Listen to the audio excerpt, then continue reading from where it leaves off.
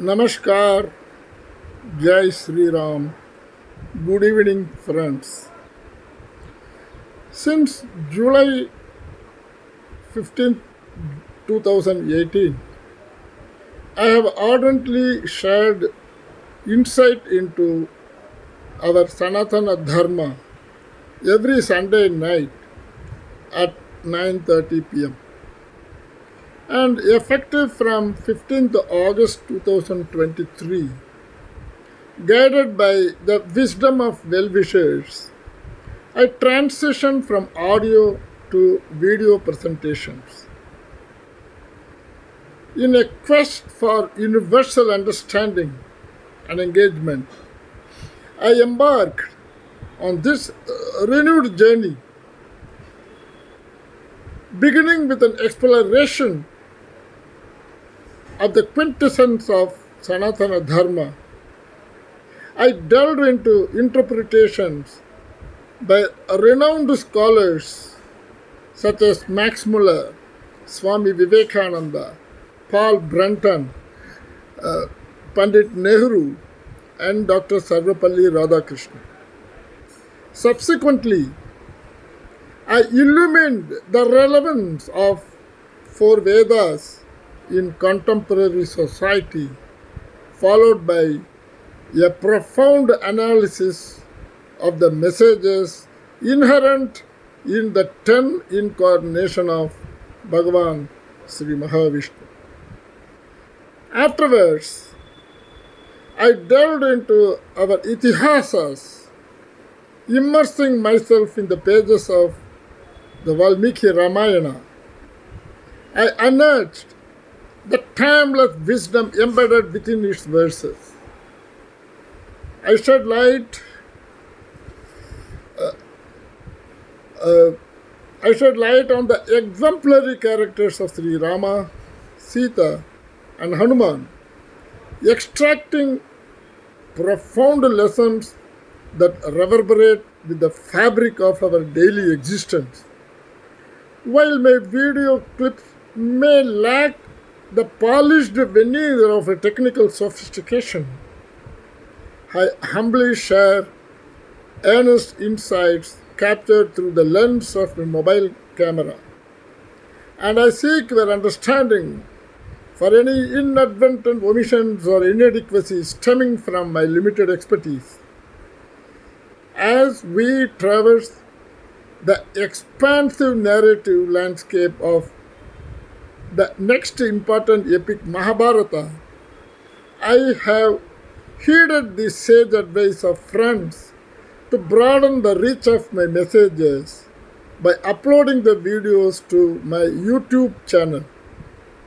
This repository now hosts all my weekly presentations since August 15, 2023, offering convenient access for both newcomers and those wishing to revisit past content.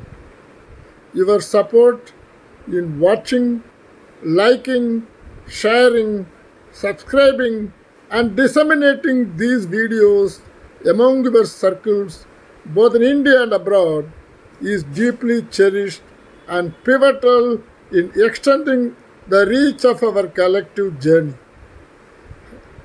And having concluded the narrative of Virata Parva of Mahabharata last Sunday, let's transition to the Udyoga Parva, which elucidates the pivotal events unfolding immediately subsequent to the Pandavas' exile.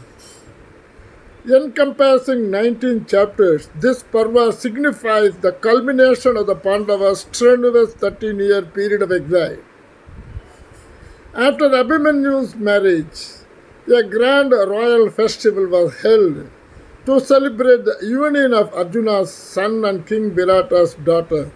And the following day, an assembly of kings convened in Virata's court to deliberate on future strategies, and present were King Virata, King Drupada, the Pandavas, Krishna, Balarama, and other dignitaries. Krishna, revered for his divine presence, addressed the assembly, asserting that The Pandavas had completed their exile and deserved their rightful share of the kingdom. He proposed sending an envoy to Duryodhana to negotiate. Balarama supported Krishna's proposal but advocated for a humble approach. Satyaki, however, vehemently opposed this view, arguing that Duryodhana's deceitful actions warranted a firm stance rather than diplomacy.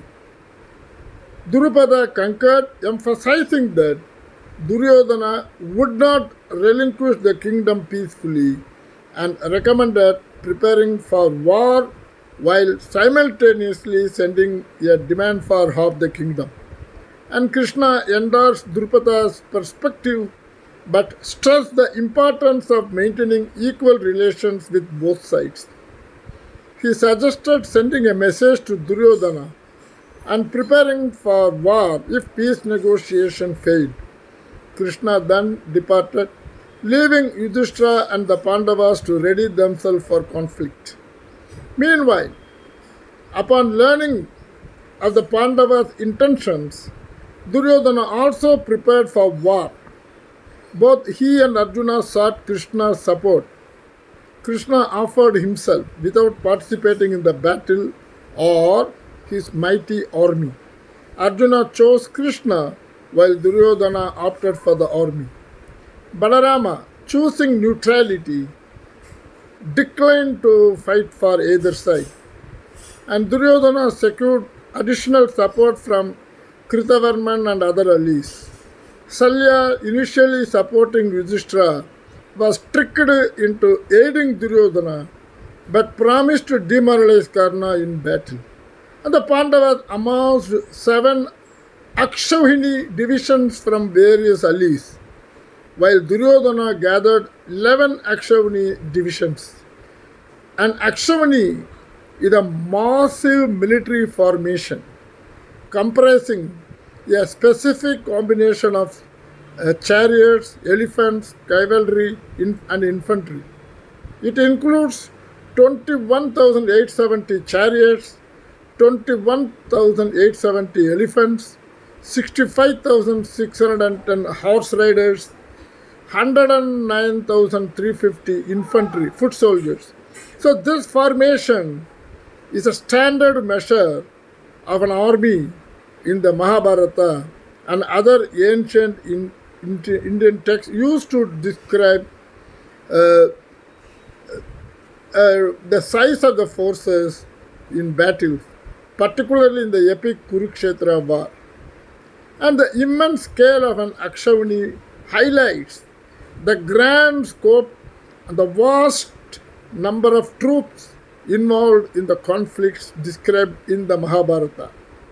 And both sides braced for an imminent monumental battle, fulfilling Krishna's divine plan to reduce the world's military burden, as foretold in the Bhagavad Gita.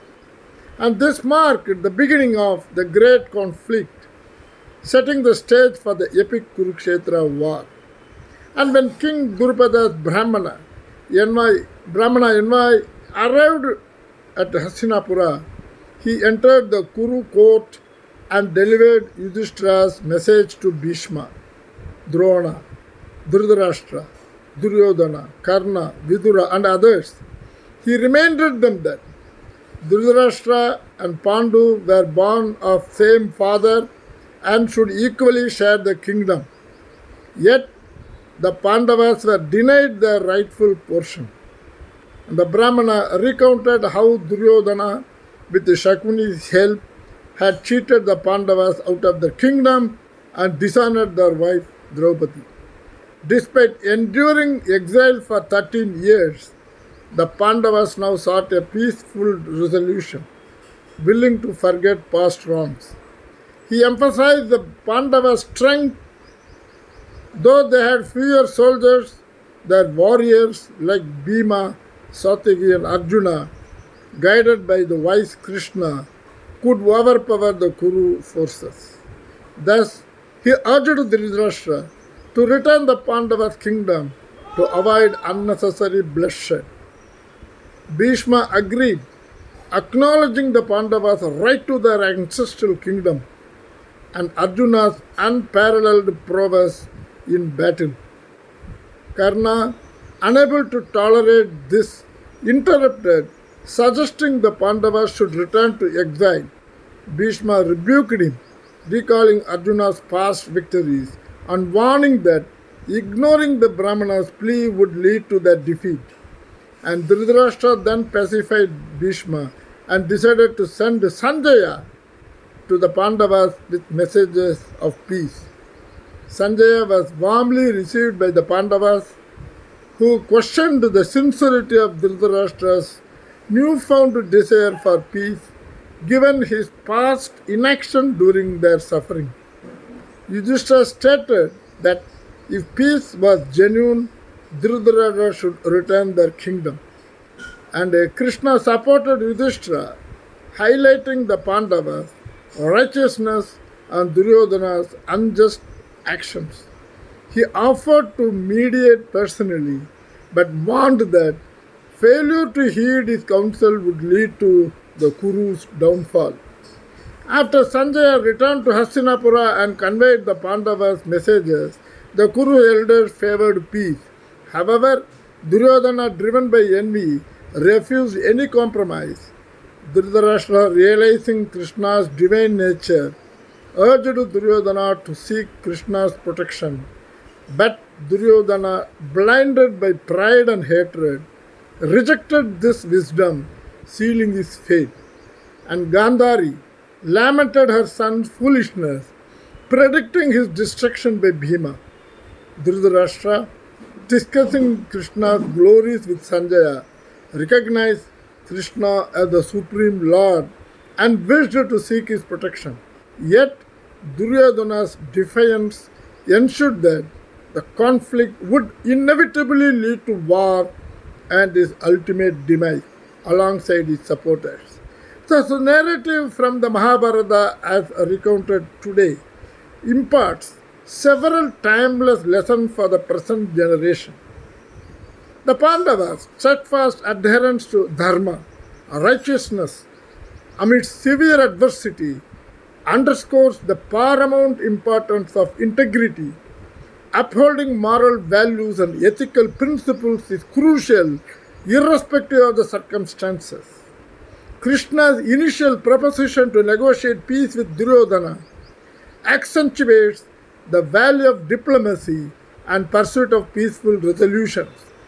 Conflicts, whether personal, professional, or international, should be approached with a mindset geared towards reconciliation and dialogue. Duryodhana's downfall, precipitated by his pride, envy, and refusal to heed wise counsel, serves as a cautionary tale.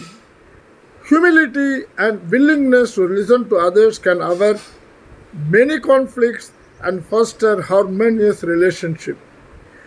While advocating for peace, the Pandavas also prepared for the possibility of war, exemplifying a balanced approach of hoping for the best but preparing for the worst.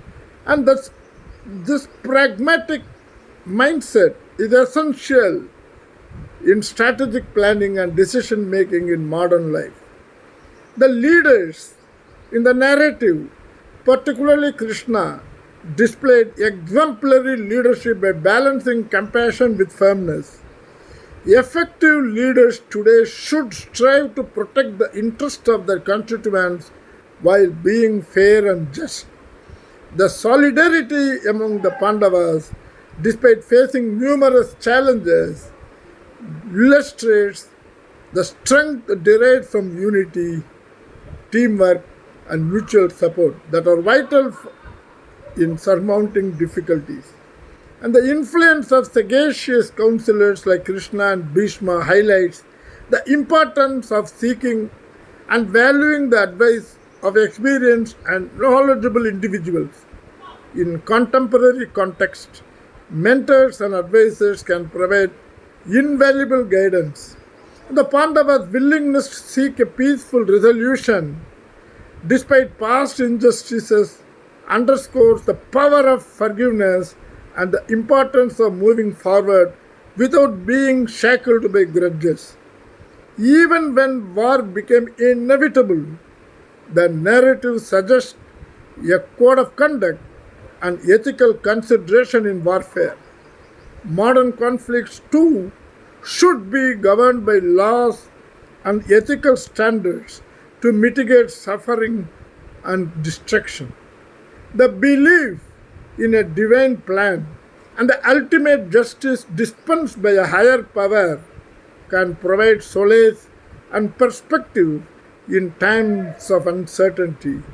Accepting that some outcomes are beyond human control can help in maintaining equanimity. By reflecting on these lessons, individuals and societies can navigate their challenges with greater sagacity, compassion, and foresight, fostering a world that values justice, peace, and mutual respect. We will continue next week. Have a wonderful week ahead. Best regards, Raju Krishnan, Hyderabad.